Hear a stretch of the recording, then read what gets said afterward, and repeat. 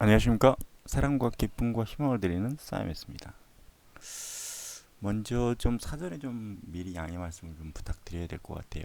어, 카메라가 메인 카메라가 없어가지고 부득불 어쩔 수 없이 그 전자칠판 강의를 할 수밖에 없다라는 그 부분 먼저 죄송스럽게 생각하고요. 이번 강의 한번 찍어볼게요. 여러분들 뭐 시험 때이기 때문에 촉박해가지고 좀 빨리 좀 보내달라고 찍어달라 이렇게 하시는 부분만 우선적으로 먼저 좀 제작을 하고요. 그렇게 진행하도록 하겠습니다. 아시겠죠? 생명 시스템과 세포 부분인데요. 생명 시스템이라는 건 우리가 중학교 때 배웠던 거 우리 간략하게 정리하고 합시다. 그냥 중학교 때 배웠던 내용. 빨간색이야. 잠깐만요. 지금 뭐 어렵지는 않아요. 그리고 뭐 그렇게 크게 이걸 이 자체를 물어보지는 아마 않을 겁니다. 아시겠죠? 그래서 중학교 때 식물 세포하고 그 다음에 동물 세포 이렇게 나눠가지고 얘네들의 전체적인 시스템을 아마 배웠을 거예요. 그래서 식물 같은 경우는 세포에서부터 시작해서 글씨가 좀 깔끔하지 않죠? 그죠? 좀 깔끔하게 써봅시다. 세포에서부터 시작해서 그 다음에 조직. 그래도 똑같네. 조직. 조직을 거쳐서 그 다음에 기관. 그 다음에 개체 이렇게 가죠. 식물 같은 경우는 그죠? 동물은 역시 세포에서부터 시작해서 그 다음에 조직으로 그 다음에 기관으로 가죠. 기관 그죠? 기관으로 가고 개체로 갑니다. 근데 이제 여기서 식물 세포 같은 경우는 다른 게 좀 있어요. 그죠? 뭐가 있어요? 조직계고요. 얘는 그죠? 조직계. 그 다음에 얘는 기관계가 되죠. 뭐 이 정도로만 알고 가시면 되고 기본적으로 세포의 종류는 뭐가 있느냐, 조직에는 뭐가 있느냐, 또는 기관에는 뭐가 있느냐, 이런 정도는 혹시라도 학교에서 이렇게 자세하게 다루시면 그 종류 정도는 좀 알고 가셔야 돼요. 아시겠죠? 그게 시험에 나올 확률이 꽤 높습니다. 이 부분에서만큼만요. 오케이. 아시겠죠? 그리고 그림하고 같이 잘 보셔야 되고요. 자, 바로 갈게요. 시간이 없으니까. 그 다음에 세포의 구조와 기능이라는 게 있는데 일단 자 해봅시다. 첫째는 핵이 있고요. 그죠? 핵이 있고 그 다음에 소포체가 있습니다. 소포체 각각 다 설명할 거예요. 소포체가 있고 골지체가 있고 잠깐만요. 순서대로 간다고 하면 리보솜이죠. 왜냐면 이따 이거 설명하려면 순서대로 가야 되니까 리보솜. 왜냐면 여기에 중요한 게 하나 숨어 있거든요. 리보솜, 그 다음에 소포체, 그 다음에 골지체. 골지소랑은 이따가 설명할 때 제가 다시 말씀드릴게요. 그 다음에 이제 얘가 골지체죠, 골지체. 미토콘드리아. 그 다음에 엽록체가 있고요. 그 다음에 세포 막 이전에 액포가 있죠. 식물세포에만 존재하는 거. 이거 뭐 익히 여러분들이 중학교 때 배워서 충분히 어느 정도는 친숙한 말일 겁니다. 그죠? 액포 그 다음에 세포막 그 다음에 셀룰로스 성분으로 되어 있는 세포벽이죠. 벽. 자, 이거는 뭐 간략하게만 설명하고 갈게요. 간략하게만 아시겠죠? 첫째, 뭐 핵은 DNA를 포함하고 있고 생명 활동의 중심이다. 뭐 DNA 이제 앞으로 이거 설명될 겁니다. DNA를 포함하고 있고 생명 활동의 생명의 중추 아주 중요한 역할을 한다라는 얘기죠. 오케이. 리보솜은 단백질 합성하는 거예요. 단백질 합성. 이게 단백질 합성 과정은 뒤에 가면 자세하게 나오니까 거기에 가서 설명하고요. 소포체는 리보솜에서 만든 단백질을 골지체로 보내주는 역할 아시겠죠? 오케이. 그래서 소포체가 하는 역할은 리보솜으로부터 단백질이나 지질 같은 것들을 막으로 싸서 막으로 싼다네. 리보솜에서 합성된 단백질을 골지체나 또는 세포의 다른 부위로 운반해주는. 오케이. 자, 그래서 얘는 단백질 운반.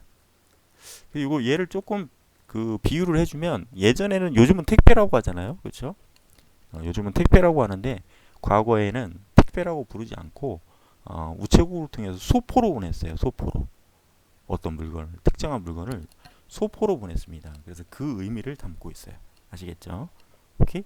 아시겠죠? 그 다음에 근데 단백질을 운반하는데 어디요?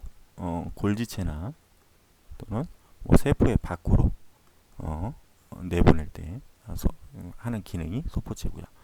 자, 그럼 골지체로 온 녀석은 이제 골지체가 하는 역할은 뭐냐면 이러한 단백질이나 그다음에 지질. 중학교 때는 지방이라고 부르지만 이제 고등학교 올라오면 지질이라고 부르기 때문에 이거는 좀 알고 가셔야 됩니다. 아시겠죠? 얘네들을 막으로 둘러싸서 중요한 건 이거예요. 막으로 둘러싸서 분비한다. 아시겠죠? 분비 기능을 한다는 거. 오케이. 자, 그거 아시면 되고요. 제가 갖고 있는 노트북은 이거 버튼 누르면 지우개 기능이 되던데 이거는 아닌가 봐. 이건 아닌가 봐요. 막으로 싸서 분비한다. 아시겠죠? 분비. 자, 그 다음에 미토콘드리아라는 게 있는데 미토콘드리아가 하는 역할은 얘네들은 이제 자체 DNA를 갖고 있습니다. 핵이 갖고 있는 DNA 유전 정보하고는 다르게 자체 DNA를 갖고 있고 이 미토콘드리아가 하는 건 딱 하나예요. 호흡을 통해서 에너지를 생성합니다. 에너지 생성. 그래서 아데노신 트라이포스페이트라는 ATP 요거를 생성하는데 여기 깊게 들어가지는 않을게요. 아시겠죠? 자, 엽록체는 광합성이죠? 이건 뭐 여러분들 초등학교 때부터 배웠던 내용이니까 엽록체는 광합성. 에코는 뭐예요? 식물세포에만 존재하는 거죠. 식물세포에만 있는 거예요. 동물세포에는 없습니다. 아시겠죠? 식물세포에만 있고 늙은 세포일수록 이거 뭐 저로 가죠. 늙은 세포일수록 잠깐만요. 늙은 세포일수록 크기가 크다. 왜요? 노폐물을 저장하니까 거기다 저장하게 되면 살면 살수록 노폐물 저장한 에포가 커질 수밖에 없는 거잖아요. 그렇죠? 살면 살수록 노폐물이 생기는 거니까. 사람 같은 경우는 뭐 화장실 가서 다 버려버리면 끝나는 거지만 식물은 그렇지가 않아요. 아시겠죠? 오케이. 그 다음에 세포막은 물질의 출입을 조절합니다. 물질의 출입을 조절해요. 오케이. 근데 이제 세포막이 매우 중요하죠. 나중에 매우 중요하게 씁니다. 세포벽은 세포의 형태를 유지하죠. 형태 유지. 근데 얘도 식물세포에만 존재합니다. 식물세포에만 있어요. 아시겠죠? 뭐 요 정도로만 여러분들이 좀 정리를 하시면 되고 이제는 우리가 중요한 건 여기서 이제 하나 정리하고 갈 거예요. 자, 보세요. 자, 단백질의 형성, 그 다음에 형성한 후에 이동하는 경로. 요거는 좀 여러분들 학교에서 혹시 강조 안 하시는 선생님들도 매우 많으시겠지만 이거는 좀 알고 가시는 게 좋습니다. 아시겠죠? 이거는 좀 알고 가시는 게 좋아요. 오케이. 자, 그러면 단백질의 형성 또는 이동의 경로는 일단은 핵에서 이제 나중에 배우겠지만 DNA가 메신저 RNA, 그다음에 리보솜으로 전달되면 이게 이제 전사, 그다음에 이 리보솜으로 도착한 메신저 RNA를 번역을 통해서 단백질을 합성하는 건데, 그럼 일단은 핵에서부터 출발한다라고 보시면 되겠죠. 오케이. 그럼 핵에서 리보솜으로 가고요. 리보솜에서 단백질을 합성하게 되면 소포체로 보낸다고 그랬죠? 소포체로 보내서 그 다음에 요게 이제 막으로 둘러싸야 되니까 포장해야 되니까, 그죠? 골지체로 보내야죠. 오케이. 포장해서 싸서 분비하는 거니까. 오케이. 그 다음에 이 골지체에 분비소낭이라는 막으로 분비소낭으로 싸서 밖으로 내보냅니다. 아시겠죠? 밖으로 내보낸다라는 거. 이건 좀 기본적으로 좀 알고 가시면 좋겠고요. 알고 가시면 좋겠고, 그 다음에 이제 세포막의 구조, 이게 첫째 중요했던 거고, 두 번째 중요한 건 세포막의 구조. 이건 중요합니다. 자, 매우 중요해요. 매우 중요해. 이거는 아시겠죠? 인지질, 자, 인지질 이중충이에요. 이중충 구조를 갖고 있어. 근데 이제 이거에서 여러분들이 좀 헷갈릴 수 있는 게 있습니다. 인지질 이중충 구조로 돼 있다고 그랬지, 이게 분명히 이중막 구조라고 얘기한 건 아니에요. 아시겠죠? 이중막 구조는 아닙니다. 아시겠죠? 오케이. 이중막 구조가 아니야. 즉 막이 두 개로 이루어져 있는 게 아니라 얘네들은 이중충 구조라는 건 인과 지질이 여러분들 뭐 학교에서 배웠겠지만 인과 지질이 이렇게 이중막이 아니라 이중층을 형성한다는 거야. 이중층 요렇게 이중층. 얘가 하나의 막이 아니에요. 아시겠죠? 이것도 막이 아니야. 얘가 막인데 여기서부터 여기까지가 막인데 이중층 구조를 갖고 있다는 거. 이거 잘못해서 가면 큰일 납니다. 아시겠죠? 이중막 구조를 갖고 있는 건 누구냐?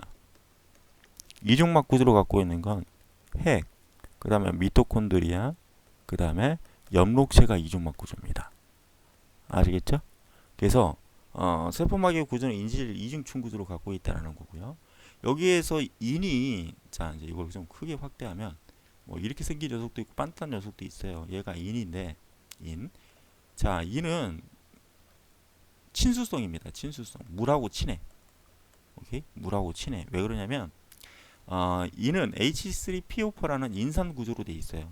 인산 구조로 돼 있어. 그럼 얘는 산의 성질을 갖고 있는 거야. 그럼 얘네들은 이온화가 잘 되잖아요. 그죠? 이온화가 잘 된다라는 얘기는 수용액 상태에서 이온화가 잘 된다는 얘기겠죠? 오케이? 따라서 얘네들은 물과 매우 친합니다. 그 다음에 지질은 얘가 지질인데 지방 성분이야. 지방 성분. 그럼 여러분들 돼지 삼겹살에서 지방 성분하고 똑같은 거예요. 그럼 걔네들은 기름 성분이죠? 기름 성분? 오케이. 자, 그럼 얘네들은 기름 성분이기 때문에 기름하고만 친합니다. 여러분들 매니큐어가 기름 성분이거든요. 근데 여러분들 그거 아세톤으로 지우는 거잖아. 그쵸? 아세톤도 기름 성분이에요. 근데 이건 조금 더 심하게 들어가면 뭐 무극성 분자는 무극성 용매에 녹는다, 뭐 극성 분자는 극성 용매에 녹는다, 뭐 이런 식으로 해서 극성과 무극성을 구분해가지고 막 이렇게 부연 설명을 막 해야 되는데 거기까지 들어가면 되게 어려우니까 자 기름은 기름하고 친하고 물은 물하고 친합니다. 친수성이 꼬리는 친수성의 머리는 물하고 친한 거야. 아시겠죠? 그러니까 여기 이제 구조 볼게요. 자 봐요. 기름은 기름하고 친하다고 그랬잖아. 여기가 기름이래, 그죠? 지질이니까 기름. 그럼 지질은 지질하고만 친한 거니까 여기도 지질이잖아요. 그죠? 오케이. 그러니까 지질하고 같이 맛보고 있는 이유는 지질하고 친해서 그래요. 아시겠죠? 기름은 기름으로 지우는 거야. 알겠죠? 그 다음에 여기 역시 친수성 머리가 있죠? 이렇게 정리하시면 됩니다.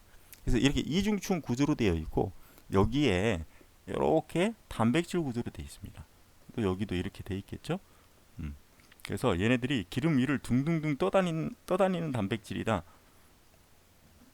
기름 위를 둥둥둥 떠다니는 단백질이다. 그래서 얘는 이동이 가능한, 오케이, 이동이 가능한 단백질입니다. 단백질. 근데 이 단백질은 수송 역할을 해요. 수송 역할. 즉 안팎의 세포막에서 물질의 수송 역할을 하는데 이거는 조금 이따가 따로 설명드릴게요. 아시겠죠? 그래서 이런 구조로 되어 있다는 건 여러분들이 좀 알고 가셔야 되고, 그래서 이 단백질은 유동성을 갖고 있다는 거예요. 다시 얘기합니다. 유동성, 기름 위를 둥둥 떠다니는 유동성 갖고 있다. 알겠죠? 자, 그 다음에 이제 제가 아까 뭐라고 그랬죠? 세포막은 물질의 자 다시 세포막은 세포 안과 밖에 물질의 출입을 조절한다고 했죠. 출입 조절. 그죠? 출입 조절. 그러면 얘네들이 어떻게 물질이 세포에 안으로 들어오기도 하고 바깥으로 나가기도 하느냐, 이 부분에 대해서 좀 설명을 해줘야 돼요. 아시겠죠? 오케이. 그래서 얘네들이 이렇게 안과 바깥으로 들어왔다 나갔다 하는 현상을 우리는 확산이라고 부릅니다. 확산. 이거 어디서 많이 들어봤죠? 중학교 때 배웠잖아. 스스로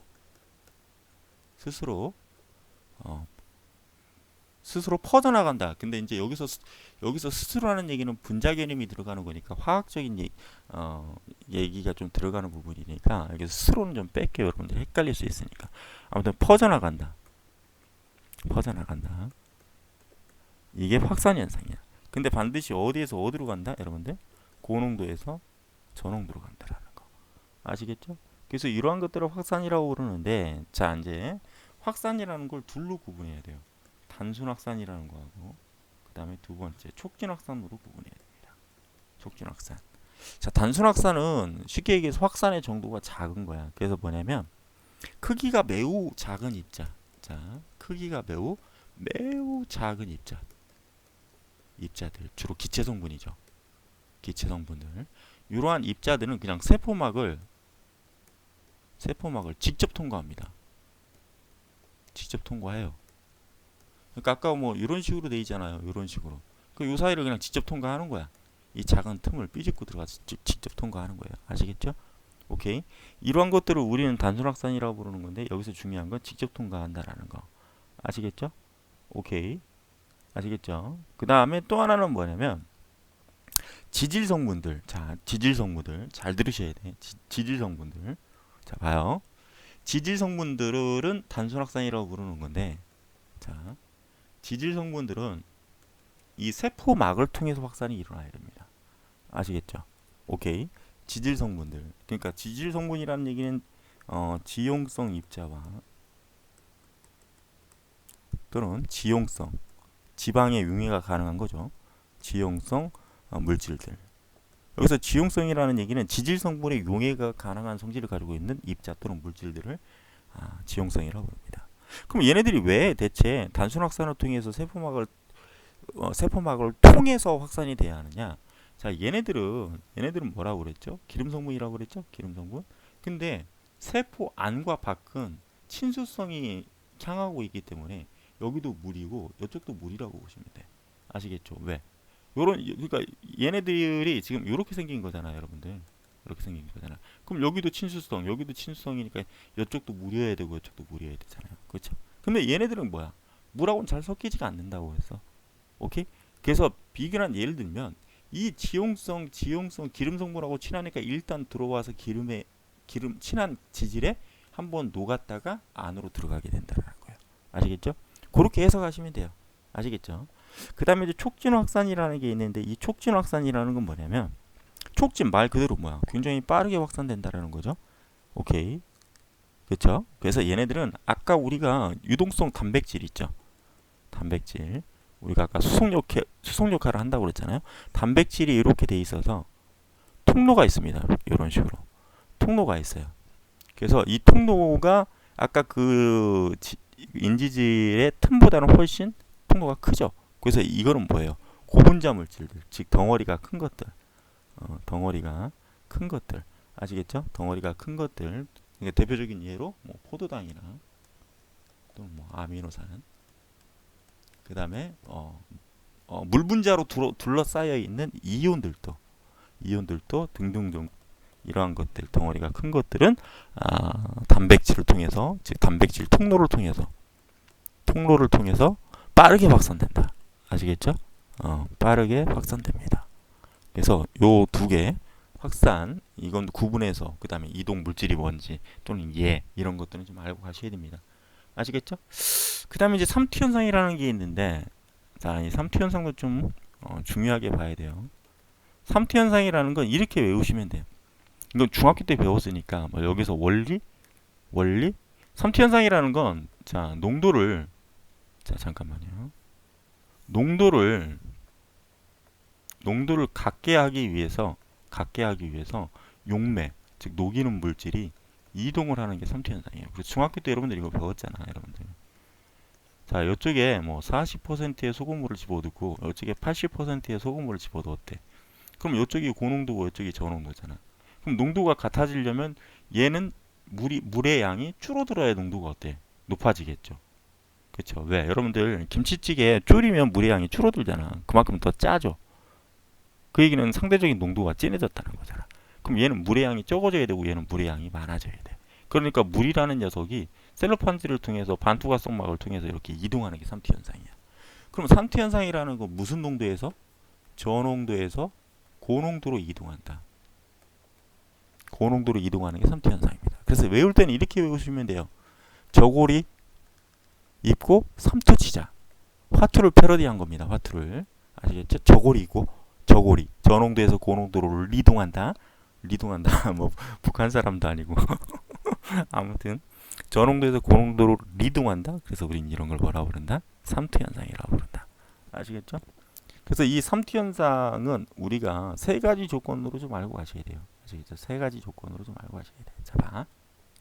첫째, 이건 여기는 지금 외부 조건입니다. 자, 외부 조건이에요. 외부 조건이 세포 내부의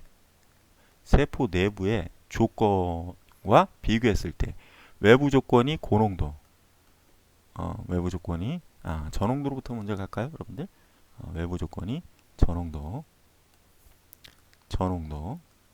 그 다음에 외부 조건이 두 번째, 외부 조건이랑 세포 내부에, 그러니까 세포 내부가 이제 고농도가 되겠죠, 그죠? 고농도. 그 다음에 여기는 농도가 같아, 농도가 같아요. 그 다음에 세 번째는 달라야죠 또. 이번엔 여기가 고농도, 그 다음에 여기가 저농도. 오케이? 그러면 이런 용액을 우리는 등장액이라고 부릅니다. 같을 등자, 등장액. 그 다음에 여기 외부 조건이 저농도는 저장액, 저장액. 외부 조건이 고농도면 고장액, 이렇게 부르기도 해요. 학교에서 이걸 해주었을 수도 있으니까 제가 말씀을 드릴게요. 그러면 저농도에서 고농도로 이동한다고 그랬으니까 얘는 이렇게 이동하겠죠, 물질이. 그 다음에 여기는 얘는 이렇게 이동하겠죠.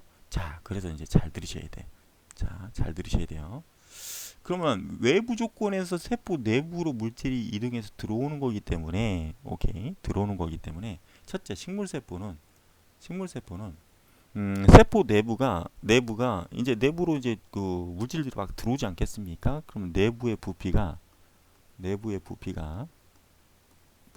커지다가 나중에는 일정해집니다. 왜냐면 세포벽이라는 게 있기 때문에 더 커질 수는 없어요. 아시겠죠? 더 커질 수는 없어. 하지만 동물세포는 상황이 틀리죠. 그죠? 동물세포는 상황이 틀려. 왜? 동물세포는 어떻게 돼? 세포막으로 돼 있고 벽이 없으니까 얘네들의 부피는 계속 커지다가 나중에 더 심해버리면 터져버립니다. 터진다. 그래서 우린 이런 현상을 용혈현상이라고 부릅니다. 적혈구 같은 경우는 터져버리는 경우가 있어요. 아시겠죠? 그래서 이러한 것들을 우리는 뭐라 부른다? 용혈현상이라고 부른다. 아시겠죠? 이렇게 구분할 줄 아셔야 돼요. 그럼 이건 아무런 현상이 안 나타나겠죠? 왜? 3T 현상이 안 나타나는 거니까. 얘는 3T 현상이 안 나타나. 왜? 농도 차이가 없으니까. 아시겠죠? 자, 그 다음에 이제 세 번째는 외부 조건이 고농도야. 그럼 세포 내부에서 물질이 이동한단 말이에요. 그럼 식물세포 같은 경우는 쭉으로 돌죠. 쭉으로 돌아. 오케이. 그래서 식물세포는 세포질이 부피가 이제 감소합니다. 감소해. 그래서 세포벽과 세포가 원래부터 갖고 있었던 형질인 원형질이 분리됩니다. 얘네 둘이가 떨어져. 분리돼요.